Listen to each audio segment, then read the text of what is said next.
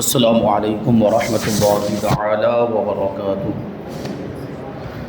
نحمده ونصلی ونسلم علی رسولہ الکریم اما بعد فاعوذ باللہ من الشیطان الرجیم بسم اللہ الرحمن الرحیم ان اللہ وملائکتہ یصلون علی النبی یا ایہا الذین آمنوا صلوا علیہ وسلموا تسلیما اللهم صل على سيدنا ومولانا محمد معدن الجود والكرم وآله الكرام وابنه الكريم وبارك وسلم صلاة وسلاما عليك يا رسول الله صلی اللہ تعالی علیہ وسلم۔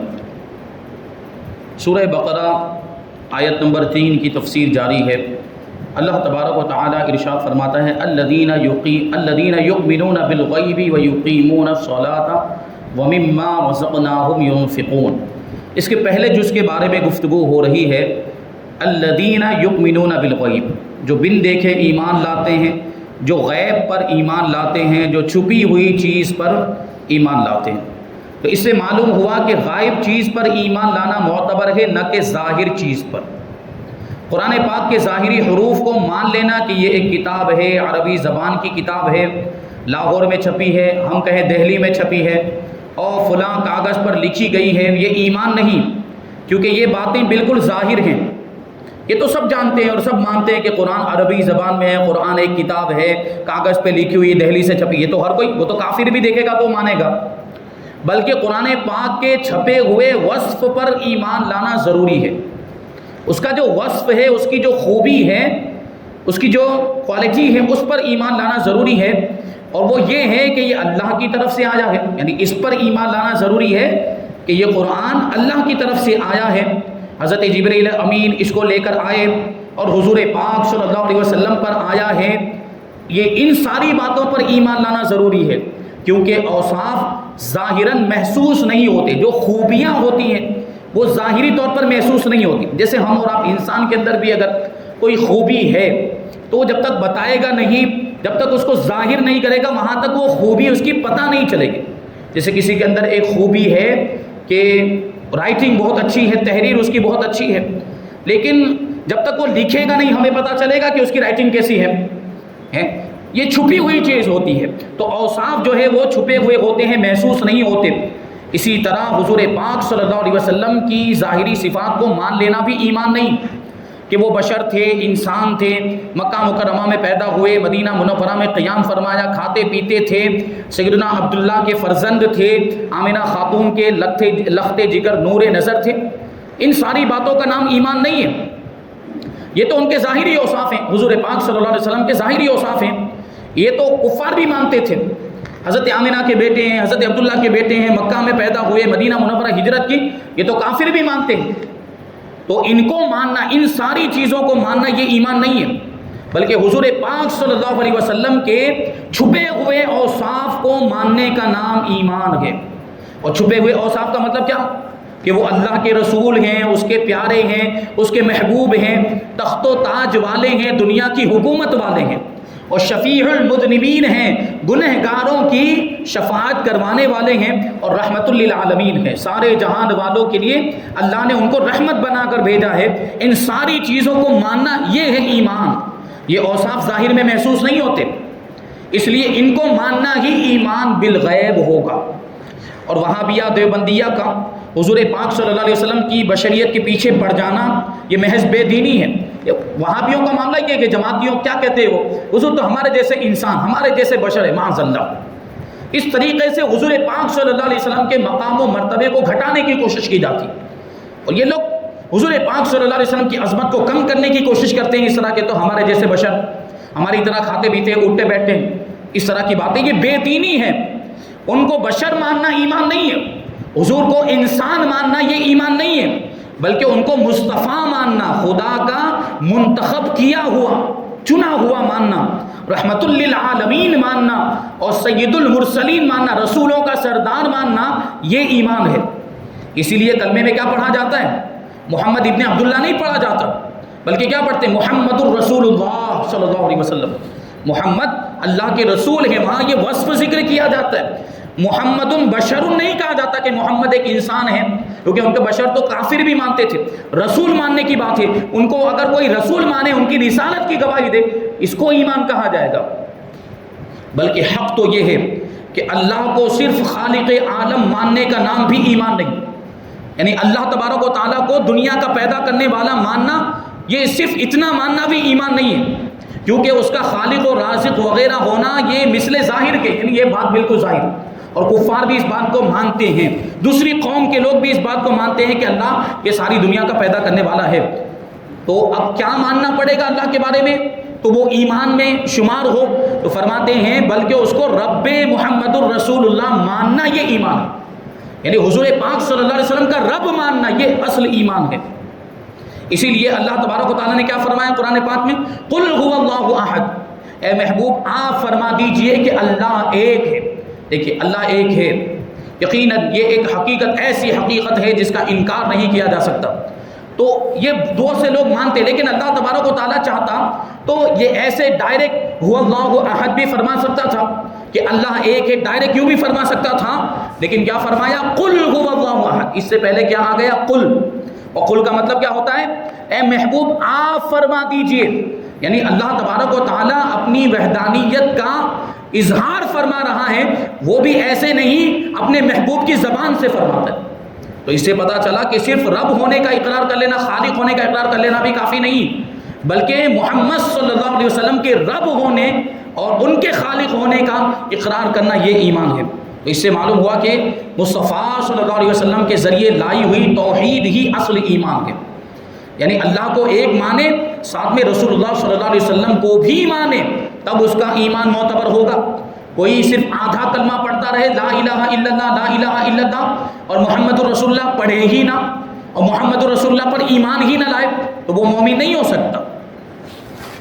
اور ایک مقام پہ اللہ تعالیٰ ارشاد فرماتا ہے کہ وَإِذْ أَخَذَ رَبُّكَ مِن بَنِي آدَمَ مِن ظُهُورِهِمْ، اور یاد کرو جب تمہارے رب نے بنی آدم سے، آدم کی اولاد سے وعدہ لیا تھا جو ان کی پشتوں میں سے ہوں گی، جس سے معلوم ہوا کہ رب تبارک و تعالیٰ نے میثاق کے دن ساری اولاد آدم کو اپنی پہچان اس طرح کرائی کہ ہم محمد کے رب ہیں، سب باتیں ایمان بالغیب میں داخل ہیں۔ رب نے اپنی مخلوقات میں غیب و شہادت رکھی، مخلوقات کے اندر بھی دونوں چیزیں، ہم انسان ہیں اور دوسری مخلوقات بھی ہیں، یہ درخت ہیں، جانور ہیں، یہ پہاڑ، یہ ساری چیزیں، ہر چیز کے اندر، تمام مخلوقات کے اندر کچھ چیزیں ایسی ہیں جو ظاہر ہیں اور کچھ چیزیں ایسی ہیں جو پوشیدہ ہیں۔ پوشیدہ چیزوں کو کیا کہیں گے؟ غیب، اور ظاہر چیزوں کو کیا کہیں گے؟ شہادت۔ تو مخلوقات کے اندر اللہ تبارک و تعالیٰ نے غیب اور شہادت رکھی کہ ہمارا بدن یہ شہادت ہے، ظاہری چیز، دکھنے والی چیز، ظاہر ہونے والی چیز، ہمارا بدن نظر آتا ہے تو یہ کیا ہوا؟ شہادت، ظاہر چیز۔ اور قلب و روح یہ غیب ہے، یعنی ہمارا دل یہ غیب ہے اور روح یہ غیب، کیونکہ وہ آنکھوں سے، ظاہری آنکھوں سے دیکھا نہیں جا سکتا، دل اندر ہے، دکھتا نہیں ہے، اور روح بھی نظر نہیں آتی، تو دل اور روح کیا ہوئے؟ یہ ہوئے غیب، چھپی ہوئی چیز۔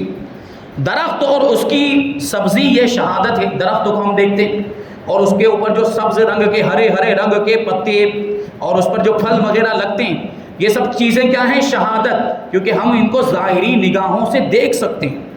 لیکن جڑ اور درخت کا وہ رس جس کے سوکھ جانے سے درخت خشک ہو جاتا ہے، یہ غیب، یعنی اس کی جڑ نظر نہیں آتی، جڑ تو زمین کے اندر ہوتی ہے، چھپی ہوئی ہوتی ہے۔ اسی طرح پورے درخت کے اندر رس ہوتا ہے، پانی ہوتا ہے، جس پانی اور رس کے سوکھ جانے کی وجہ سے پورا درخت سوکھ جایا کرتا ہے، وہ پانی ہمیں نظر آتا ہے، وہ نظر نہیں آتا، وہ رس ہمیں نظر نہیں آتا، تو وہ کیا ہوا؟ غیب۔ درخت کی جڑ بھی غیب ہوئی، چھپی ہوئی چیز۔ ایسے ہی ایمانیات کے لیے بھی غیب و شہادت ہے، ایمان سے تعلق رکھنے والی چیزوں میں بھی کچھ چیزیں چھپی ہوئی ہیں اور کچھ چیزیں ظاہر ہیں۔ ابلیس نے حضرت آدم علیہ السلام کا ظاہر شہادت کی چیز دیکھی، یعنی حضرت آدم علیہ السلام کا ظاہری جسم دیکھا کہ مٹی سے بنا ہوا ہے، ان کا جسم اور ان کے جسم کی ساخت اور بناوٹ کو دیکھا، مگر ان کا اندرونی وصف خلافت الہیہ کو نہیں دیکھا۔ اس نے یہ دیکھا کہ یہ تو مٹی سے بنائے ہوئے ہیں، لیکن یہ نہیں دیکھا کہ اللہ تبارک و تعالیٰ نے ان کو مرتبہ کیا عطا فرمایا۔ حضرت آدم علیہ السلام کو اللہ تبارک و تعالیٰ نے اپنا خلیفہ بنایا، اپنا نائب بنایا۔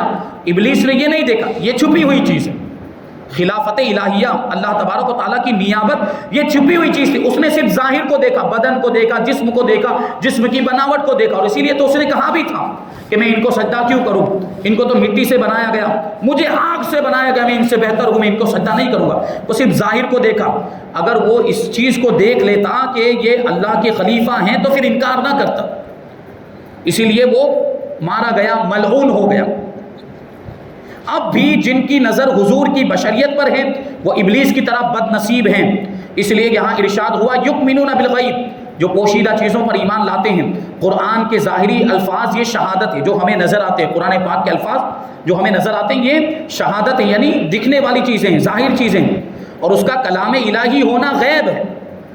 اللہ کا کلام، قرآن پاک اللہ کا کلام ہے، اس کا معنی اور مطلب یہ اللہ تبارک و تعالیٰ کا کلام یہ غیب ہے. اب جو حضور صلی اللہ علیہ وسلم کو صرف بشر یا حضرت عبداللہ کا بیٹا یا عربی ہاشمی ہونا مان لیں وہ مومن نہیں، یعنی صرف اتنا ماننا کافر نہیں ہے، کافی نہیں ہے. کیونکہ کافر بھی ان باتوں کا تو اقرار کرتے تھے. یہ اوصاف تو ابو جہل بھی مانتا تھا. عبداللہ کا بیٹا تو حضور کو ابو جہل اور ابو لہب بھی مانتے تھے. عربی اور ہاشمی یعنی عرب کے رہنے والے بنو ہاشم قبیلے سے تعلق رکھنے والے یہ تو کافر بھی مانتے تھے. حضور کو نبی، رسول، شفیع یعنی شفاعت کرنے والا، خاتم الانبیاء، آخری نبی وغیرہ ماننا یہ اصل ایمان ہے.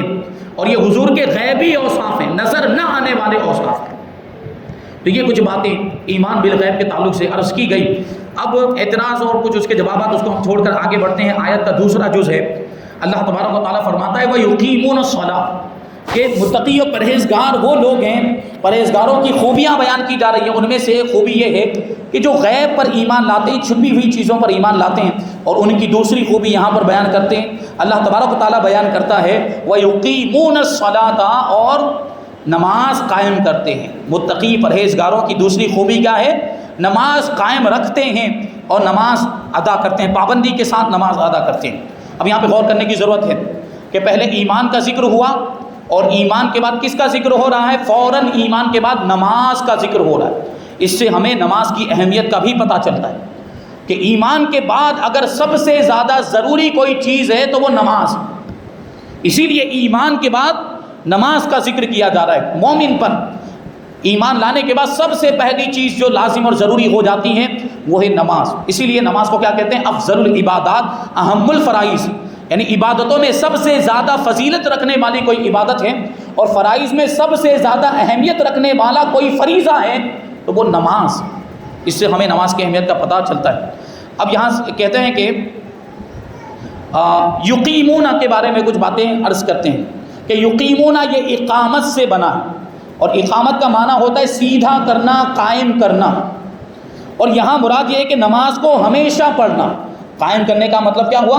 جو ہمیشہ نماز کی پابندی کرتے ہیں، ہمیشہ نماز پڑھتے ہیں. اس کے ظاہری اور باطنی آداب کے ساتھ پڑھنا. یعنی ظاہری آداب تو یہ ہوئے کہ فرائض، واجبات، شرائط، سنتوں، مستحبات، ساری چیزوں کی رعایت کرتے ہوئے نماز پڑھنا، یہ نماز کے ظاہری آداب ہوئے. اور باطنی آداب کا مطلب کیا ہوا؟ خشوع و خضوع کے ساتھ نماز پڑھنا، دل لگا کر نماز پڑھنا، دل کو برے خیالات اور وسوسوں سے خالی کر کے نماز پڑھنا. ریاکاری اور دکھاوا یہ بالکل نہیں ہونا چاہیے. اس طرح نماز پڑھی جائے. اور یہ ساری چیزیں جو ہے وہ نماز کے باطنی آداب ہیں. ظاہری آداب وہی کہہ رہے ہیں، اس کی شرطیں، فرائض، سنتیں، واجبات اور مستحبات ہیں. اور باطنی شرائط یہ ہیں کہ دل میں عاجزی ہو، اللہ کی بارگاہ میں کھڑا ہو یہ تصور ہونا چاہیے. ریاکاری بالکل بھی نہ ہو، دکھاوا بالکل بھی نہ ہو، حضور قلبی ہو، دل حاضر ہو. نماز کے اندر ہمارا دل حاضر ہو. مطلب کیا ہوا کہ دوسرے خیالات اس وقت دل میں نہیں آنے چاہیے. ہماتن بارگاہ الہی کی طرف متوجہ ہو. جو میں نے عرض کیا یہ تصور پیدا کرے کہ میں اللہ تبارک و تعالیٰ کو دیکھ رہا ہوں. اور اگر یہ کیفیت پیدا نہ ہو پائے تو کم سے کم یہ کیفیت تو ہونی چاہیے کہ میرا پروردگار مجھے دیکھ رہا ہے. نماز کے اندر یہ کیفیت پیدا ہونی چاہیے. تو خود بخود وہ دوسرے خیالات اور وسوسے، برے خیالات دل سے نکل جائیں گے. وہ جو ہوتا ہے معاملہ کہ کھڑے ہوتے ہیں مسجد میں، نماز پڑھ رہے ہوتے ہیں اور ذہن بازار میں گھوم رہا ہوتا ہے اور حساب و کتاب چل رہا ہوتا ہے دماغ کے اندر، اور دنیا کی باتیں چل رہی ہوتی ہے. یہ نہیں ہونا چاہیے. تو یہ اس کے باطنی آداب ہے. اسی لیے قرآن کریم نے جہاں بھی نماز کا ذکر فرمایا وہاں قائم کرنے کے ساتھ فرمایا. یعنی یہ نہیں کہا کہ نماز پڑھو، نہیں، کیا فرمایا؟ نماز قائم کرو. کیونکہ نماز قائم کرنے کا مطلب ہی یہ ہوتا ہے کہ اس کے سارے حقوق کے ساتھ، اس کے سارے آداب کے ساتھ اس کو ادا کرو۔ جو شخص نماز تو پڑھے مگر پابندی سے نہ پڑھے وہ اس آیت پر عمل کرنے والا نہیں ہے۔ اسی طرح جو شخص مستحب وقت پر نہ پڑھے، نماز کا جو مستحب وقت ہوتا ہے جو عام طور پر جماعت کے لیے متعین کیا جاتا ہے، وہ اس وقت میں نماز پڑھنے کے لیے نہ آئے، بعد میں آئے، وقت پر مستحب وقت پر نہ پڑھے، نماز میں پاکی پلیدی کا پورا خیال نہ رکھے، پاکی ناپاکی کا خیال نہ رکھیں، اس کی سنتیں وغیرہ ادا نہ کرے، یا ریاکاری کے لیے پڑھے، دکھاوے کے طور پر پڑھے۔ بہت سے لوگ ایسے ہوتے ہیں وہ اس وجہ سے نماز پڑھتے ہیں کہ لوگ مجھے نمازی سمجھیں، مجھے بہت بڑا متقی پرہیزگار نیک آدمی سمجھیں، اس لیے نماز پڑھتے ہیں۔ وہ سب اس آیت سے خارج ہیں، وہ اس آیت پر عمل کرنے والوں میں شامل نہیں ہیں۔ اور یقیمونہ میں بہت سی گنجائش ہے، یقیمونہ یعنی قائم کرتے ہیں، اس میں بہت گنجائش ہے، شریعت و طریقت کے سارے مسائل اس میں آ گئے۔ اللہ تبارک و تعالیٰ نماز قائم کرنے کی ہم سب کو توفیق عطا فرمائے۔ اور صوفیاء کرام کے نزدیک نماز قائم کرنا اور ہے اور نماز قائم رکھنا کچھ اور ہے۔ جیسے بغیر بنیاد کے دیوار قائم نہیں رہتی، بغیر جڑ کے درخت قائم نہیں رہتا، بغیر شہد یا قوام ڈالے ہوئے بعض پھل قائم نہیں رہتے، ایسے ہی دیوار نماز پر اسلام کی ساری عمارت قائم نہیں، بغیر نماز کی دیوار کے اسلام کی عمارت قائم نہیں رہتی۔ اس نماز کو مضبوط بنیاد پر قائم کر دو، وہ بنیاد ہے عشق جناب مصطفیٰ صلی اللہ علیہ وسلم۔ یعنی نماز کی جو دیوار ہے اس کو اگر مضبوط کرنا چاہتے ہیں تو عشق مصطفیٰ پیدا کرنا پڑے گا کہ منہ کعبہ شریف کی طرف ہو اور دل مدینے کی طرف ہو، ورنہ رکوع و سجود یہ سب حجاب ہیں، پردے ہیں۔ اللہ تبارک و تعالیٰ ہم سب کو نماز قائم رکھنے کی توفیق عطا فرمائے۔ اب اس میں ایک بہت ہی پیاری چیز بتاتے، ایک نکتہ بتاتے ہیں، یقیمونہ جمع کے صیغے کے ساتھ ارشاد فرمایا، یعنی ایسا نہیں فرمایا کہ ایک آدمی نماز قائم کرتا ہے، نہیں، وہ سارے ایمان والے نماز قائم کرتے ہیں، جمع کا صیغہ بہووچن، سارے ایمان والے نماز قائم رکھتے ہیں۔ اور دوسرے مقام پر اللہ نے ارشاد فرمایا وَارْكَعُوا مَعَ الرَّاكِعِينَ، رکوع کرنے والوں کے ساتھ رکوع کرو۔ یہاں بھی ایک اشارہ ملتا ہے ہمیں، رکوع کرنے والوں کے ساتھ رکوع، یعنی یہ نہیں فرمایا جا رہا کہ اکیلے اکیلے نماز پڑھ لو، نہیں، رکوع کرنے والوں کے ساتھ رکوع کرو۔ اب اچھا، ظاہری سی بات، یہاں پہ خالی رکوع کرنا مراد نہیں ہے، آدمی خالی رکوع کرتا ہے، رکوع چونکہ نماز کا اہم جز ہے، رکوع چونکہ نماز کا ایک فرض ہے، تو مطلب کیا ہوا کہ رکوع کرنے والوں کے ساتھ رکوع کرو، مطلب نماز پڑھنے والوں کے ساتھ نماز پڑھو۔ یہاں جز بول کر کل مراد لیا گیا، رکوع بول کر پوری نماز مراد لی گئی ہے، تو مطلب یہ ہوا کہ نماز پڑھنے والوں کے ساتھ نماز پڑھو، اکیلے اکیلے مت پڑھو۔ تو اس سے جماعت کے ساتھ نماز پڑھنے کا ثبوت ملتا ہے۔ نماز پڑھنی چاہیے تو کیسے پڑھنی چاہیے؟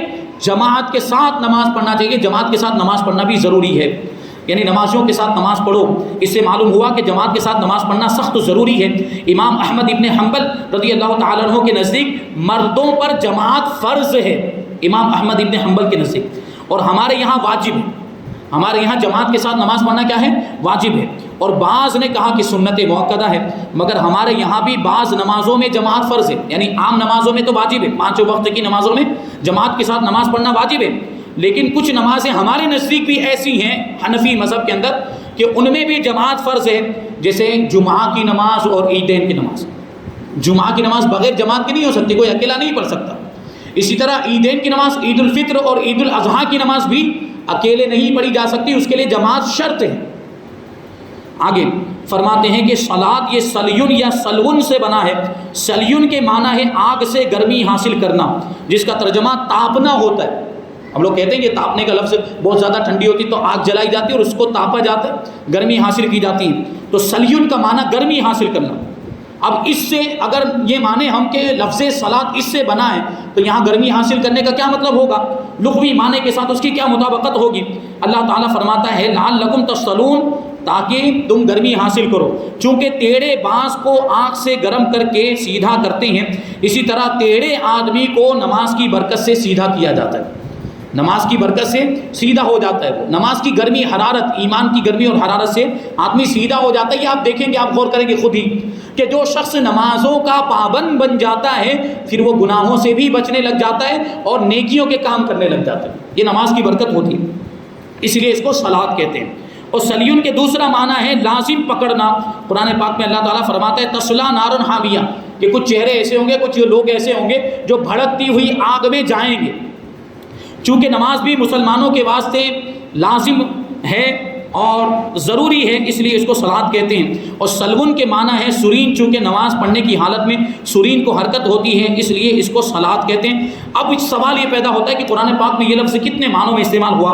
کہتے ہیں کہ 5 معنوں میں قرآن پاک کے اندر یہ لفظ آیا۔ لفظ صلاۃ، لفظ صلاۃ جو ہے وہ قرآن پاک میں 5 معنوں میں استعمال ہوا۔ پہلے نمبر پر دعا کے معنی میں، اللہ تعالیٰ فرماتا ہے وصلی علیہم، اے محبوب آپ ان کے لیے دعا فرمائیں۔ یہاں پہ صلی کا جو لفظ آیا وہ دعا کے معنی میں ہے۔ اور دوسرے نمبر پر تعریف کے معنی میں، جیسے یصلون علی النبی، نبی پاک صلی اللہ علیہ وسلم پر درود بھیجتے ہیں، یعنی نبی پاک صلی اللہ علیہ وسلم کی تعریف کرتے ہیں، درود بھی ایک تعریف ہی کا حصہ ہے۔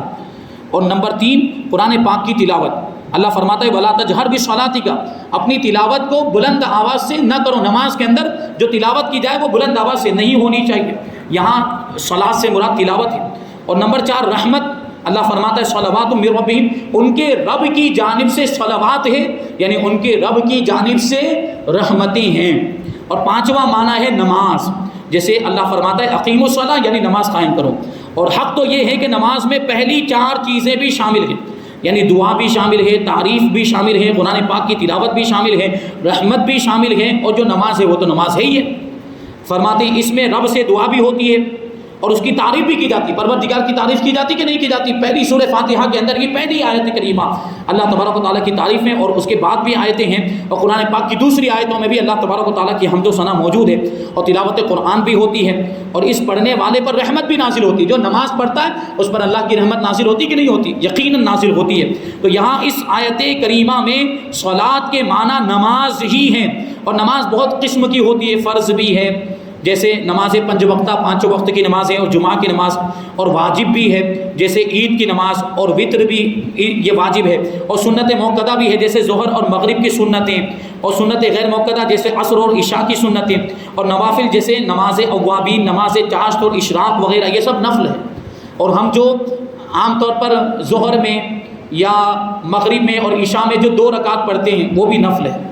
یہاں نماز سے فرض نماز مراد ہے، جو فرمایا اقیموا الصلاۃ، نماز قائم کرو، یعنی فرض نماز قائم کرو۔